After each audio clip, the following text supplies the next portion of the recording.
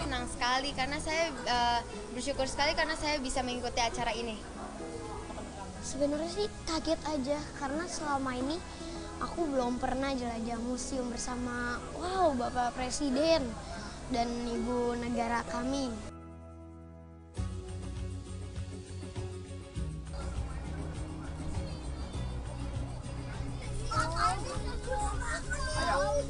Semua bangkunya sudah disiapkan di mana aja. Cari yang kosong.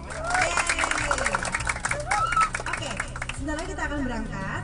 Kita akan ke museum.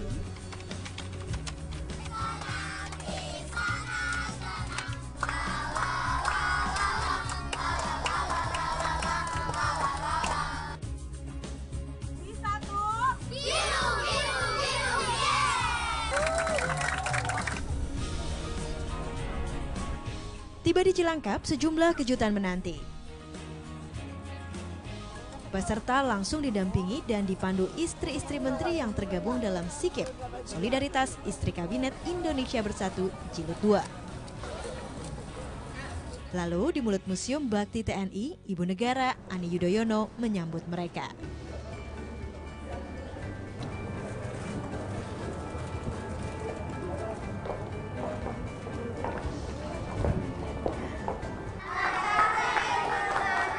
Selamat sore, Assalamualaikum warahmatullahi wabarakatuh. Waalaikumsalam.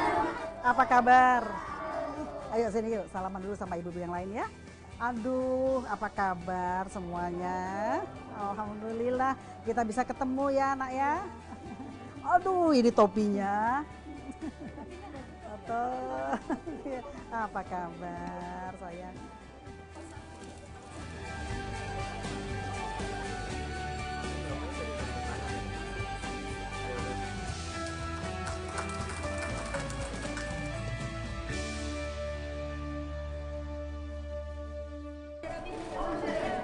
Penjelajahan pertama dimulai di museum ini. Baik adik-adik, inilah ruang 1 Museum Bakti TNI. Museum Bakti TNI berdiri tahun 2012.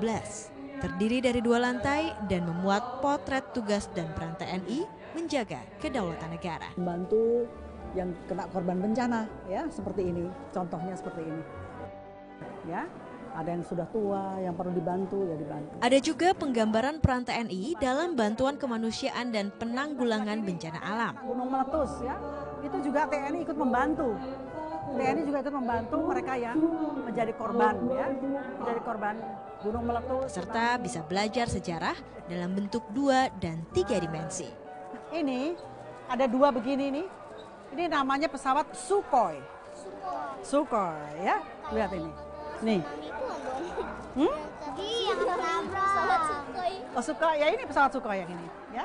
Ini para pilotnya, Oke. Ada 2 macam ya Bu? Banyak. Puas menjelajahi 14 ruang yang terdapat di museum, anak-anak dipandu untuk melihat sejumlah monumen mengenang perjuangan para pahlawan. Jangan tabrak-tabrakan ya, jangan tabrak-tabrakan ya. Di Monumen Perjuangan Mempertahankan Kemerdekaan NKRI, ada 21 panel yang memampang sejarah kemerdekaan. Lihat yang di dalam tandu siapa itu? Iya, mengapa kok beliau ditandu? Karena beliau sakit, ya. Beliau sakit sehingga harus melanjutkan peperangan atau perjuangan melawan Belanda itu ya di atas tandu, seperti itu, ya. Jadi beliau sebentar berhenti, sebentar jalan lagi. Oke? Monumen ini diresmikan Presiden Susilo Bambang Yudhoyono bulan Juli lalu. Oke, jalan lagi yuk.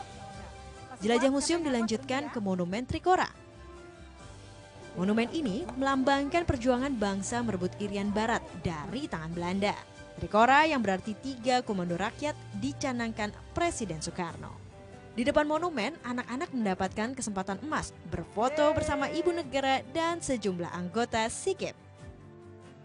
Di sebelahnya ada Monumen Dwi Kora. Monumen ini merupakan simbol perlawanan Indonesia terhadap pembentukan Federasi Malaysia. Indonesia di bawah Presiden Soekarno bahkan sempat memutus hubungan diplomatik dengan Malaysia. Indonesia dengan Malaysia berkonfrontasi, saling bersitegang. Setelah ini, setelah dari Monumen Dwi Kora, kita akan menuju ke Monumen Seroja. Jelajah museum ditutup di Monumen Seroja. Bangunan ini dibangun pada masa kepemimpinan Presiden Megawati. Dipersembahkan sebagai penghormatan pada pejuang Seroja yang gugur di Timur Timur sejak tahun 1975 sampai 1999. Meski hanya berlangsung 3 jam, jelajah museum berkesan begitu dalam.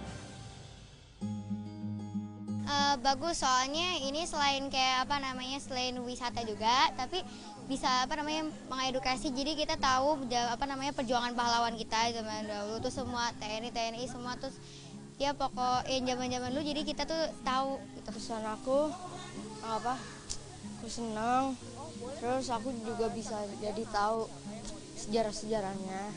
Terus itu senang gara-gara bisa ketemu ibu negara.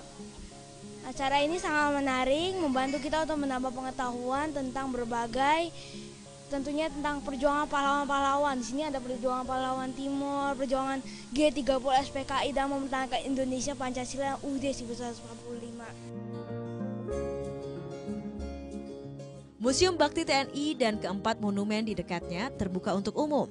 Namun angka kunjungan memang belum terlalu menggembirakan. Ibu negara beserta anggota SIKIP rutin menggalakkan kunjungan ke museum dan monumen bersejarah. Tentu saja saya sangat gembira sekali karena saya bisa mengajak anak-anak itu untuk melihat betapa bangsa ini dulunya merdeka itu berdasarkan atas perjuangan dari para pahlawan, bukan hanya perjuangan tetapi juga darah dan air mata. Ya, tentu saja kita bersyukur karena dalam perjalanan kehidupan bangsa ini sampai seperti sekarang ini, ya itu harus kita pertahankan dengan baik. Gugur pada waktu itu ya. Ibu negara pun punya pesan bagi anak-anak dalam memperingati Hari Pahlawan. Jadi ibu tinggal di Timur Timur pada waktu itu di Dili. Dan saya berharap kepada anak-anak ini tetap mempunyai semangat yang tinggi, semangat perjuangan yang tinggi seperti yang ditunjukkan oleh para pahlawan kita untuk tetap mengisi kemerdekaan. Saya berharap mereka tetap dapat belajar dengan baik, mengasah individunya, kemudian mencari ilmu, juga teknologi dan pengetahuan yang lainnya, karena mereka itu nantinya akan menjadi para penerus bangsa.